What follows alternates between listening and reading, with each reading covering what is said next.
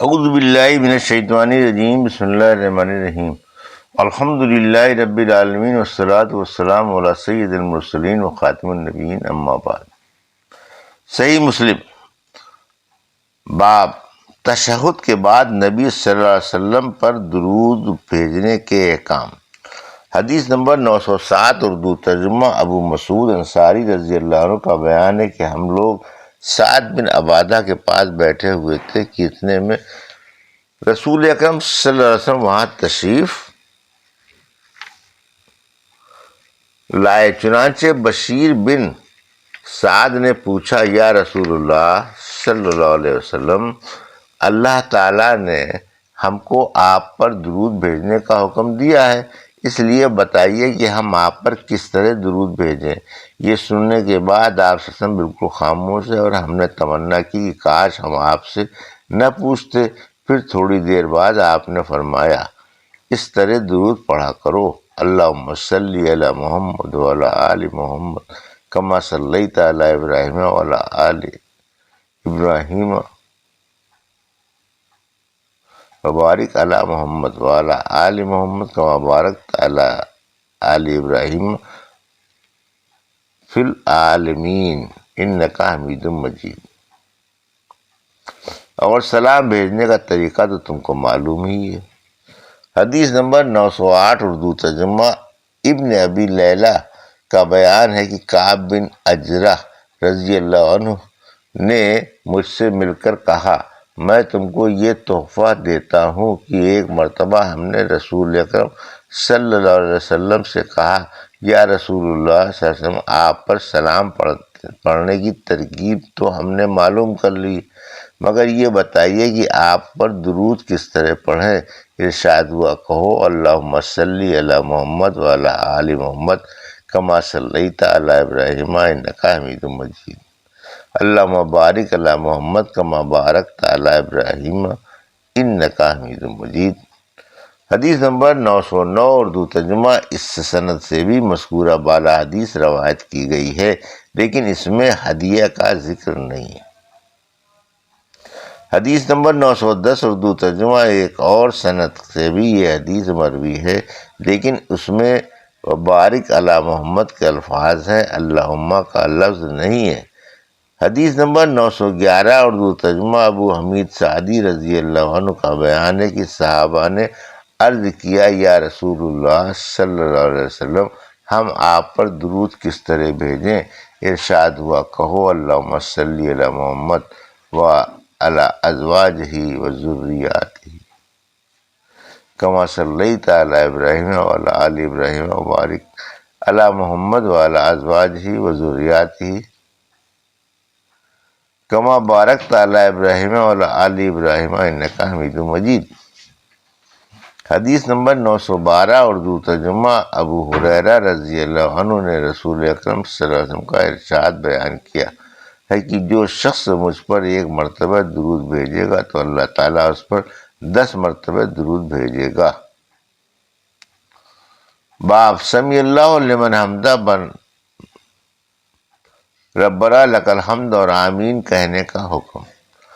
حدیث نمبر 913، اردو ترجمہ۔ ابو ہریرہ رضی اللہ عنہ کا بیان ہے کہ رسول اللہ صلی اللہ علیہ وسلم نے فرمایا، جب امام سمیع اللہ لمن حمدہ کہے تو تم اللہم ربنا لک الحمد کہو، کیونکہ جس کا یہ کہنا فرشتوں کے کہنے کے موافق ہو گیا تو اس کے گزشتہ گناہ معاف کر دیے جائیں گے۔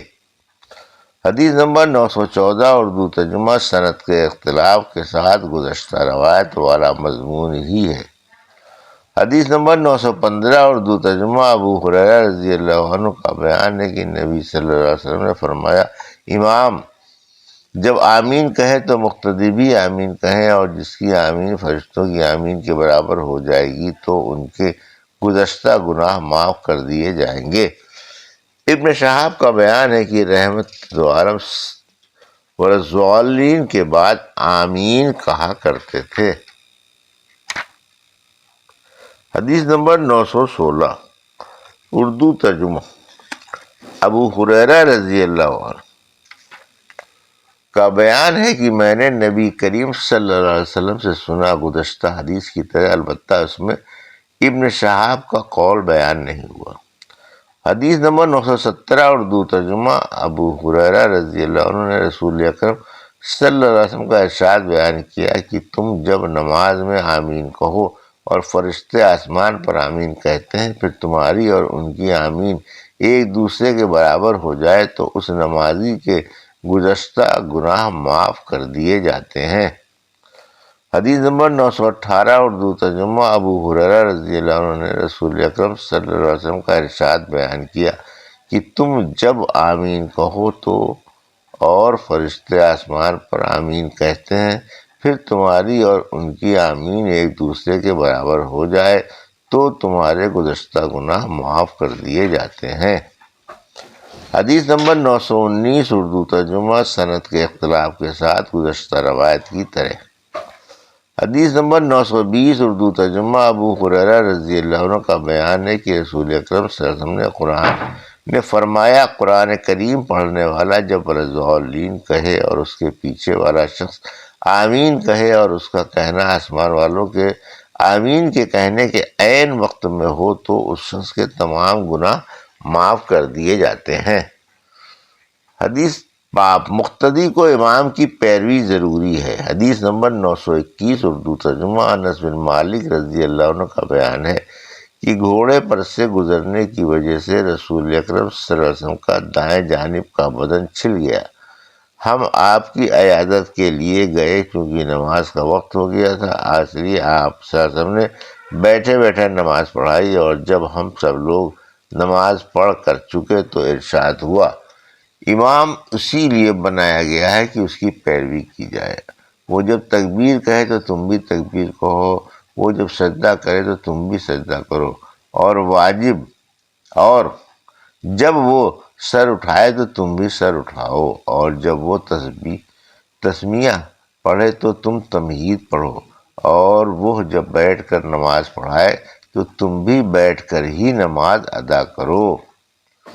حدیث نمبر 922 اردو ترجمہ انس بن مالک رضی اللہ عنہ روایت کرتے ہیں کہ ایک مرتبہ نبی اکرم صلی اللہ علیہ وسلم گھوڑے سے گر کر زخمی ہو گئے تو آپ نے ہمیں بیٹھ کر نماز پڑھائی، پھر باقی حدیث اوپر والی حدیث کی طرح۔ حدیث نمبر 923 اردو ترجمہ ایک اور سند سے یہ حدیث بھی ویسے ہی منقول ہے، اس میں دائیں پہلو کے زخمی ہونے کا ذکر ہے۔ یہ الفاظ زائد ہیں کہ جب کھڑے ہو کر پڑھاتے تو تم بھی کھڑے ہو کر پڑھو۔ حدیث نمبر 924 اردو ترجمہ مذکورہ بالا حدیث بھی اس سند سے اوپر والی حدیث کی طرح منقول ہے۔ حدیث نمبر 925 اردو ترجمہ ایک اور سند سے بھی مذکورہ بالا حدیث منقول ہے۔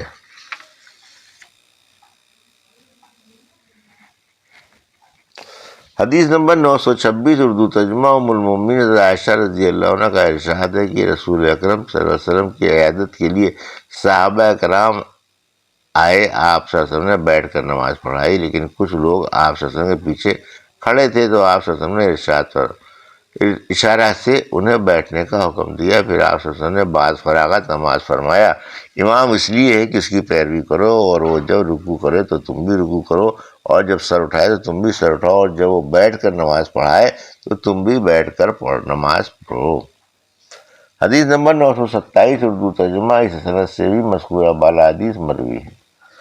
حدیث نمبر 928 اردو ترجمہ جابر کا بیان ہے کہ رسالت مآب کی بیماری میں ہم نے آپ صلی اللہ علیہ وسلم کے پیچھے اس طرح نماز پڑھی کہ آپ نے بیٹھ کر نماز پڑھائی، اور حضرت صدیق اکبر رضی اللہ تعالیٰ عنہ مکبر کی حیثیت میں تکبیرات کہتے تھے۔ نماز میں ہمیں کھڑا دیکھ کر آپ صلی اللہ علیہ وسلم نے اشارہ سے ہمیں بیٹھنے کا حکم دیا تو ہم بیٹھ گئے، پھر بعد فراغت نماز ارشاد عالی ہوا، تم نے اس وقت وہ کام کیا جیسا کہ فارس و روم والے اپنے بادشاہ کے سامنے کھڑے رہتے ہیں اور بادشاہ بیٹھا رہتا ہے، اب آئندہ ایسا نہ کرنا، بلکہ ہمیشہ اپنے امام کی پیروی کرو، اگر وہ بیٹھ کر نماز پڑھائے تو تم بھی بیٹھ کر نماز پڑھو۔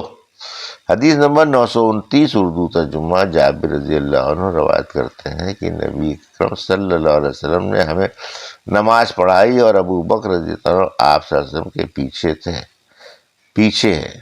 جب نبی اکرم صلی اللہ علیہ وسلم تکبیر کہتے تو حضرت ابوبکر تکبیر کہتے تاکہ ہمیں سنائے۔ باقی حدیث وہی ہے۔ حدیث نمبر 930 اردو ترجمہ ابو ہریرہ رضی اللہ عنہ کا بیان ہے کہ رسول اکرم صلی اللہ علیہ وسلم نے فرمایا، امام اس لیے ہے کہ اس کی پیروی کی جائے، تم اس کی مخالفت نہ کرنا۔ وہ جب تکبیر کہے تو تم بھی تکبیر کہو، اور وہ جب رکوع کرے تو تم بھی رکوع کرو، اور وہ جب تسمیہ پڑھے تو تم تمہید پڑھو، اس کے سجدے کے ساتھ تم سجدہ کرو، اور جب وہ بیٹھ کر نماز پڑھائے تو تم بھی بیٹھ کر ہی نماز ادا کرو۔ حدیث نمبر 931 اردو ترجمہ اوپر والی حدیث اس سند سے بھی مروی ہے۔ یہ تھی صحیح مسلم کی حدیث نمبر 907 سے حدیث نمبر 931 کا اردو ترجمہ جو ابھی آپ نے سماعت فرمایا۔ اللہ سے دعا ہے کہ اللہ میرے حدیثوں کی صحیح سمجھ عطا فرما اور ان پر عمل کرنے کی توفیق عطا فرما، آمین یا رب العالمین۔